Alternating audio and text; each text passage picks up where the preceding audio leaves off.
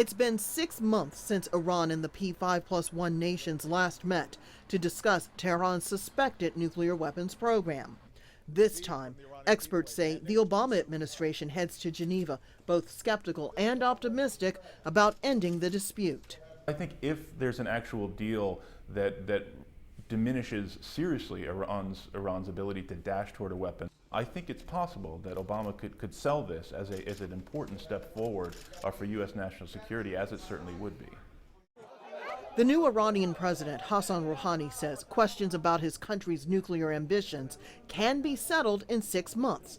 But the U.S. insists they will be judged by their actions. We have made it clear to Iran that they can have a peaceful nuclear program as they meet the requirements of the international community. For starters, the U.S. and the other members of the P5+1 want Iran to do the following: freeze all uranium enrichment, store most of its already enriched uranium stockpile in another country, stop all refueling activities at the FORDOW nuclear reactor, and most important, disclose everything about the nuclear program that might have a military application. In exchange, the P5+1 has promised to impose no new sanctions and to ease some minor restrictions on Iran's oil industry. The P5+1, they have to deliver something for the Iranians because on the Iranian side, there are huge expectations. While it appears relations might be warming between Iran and the West, is there a long-term benefit to the U.S.'s efforts?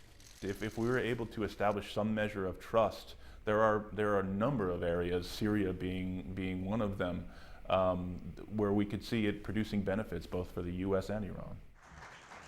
The Americans also need to take into account the concerns of its allies, notably the Saudis and the Israelis.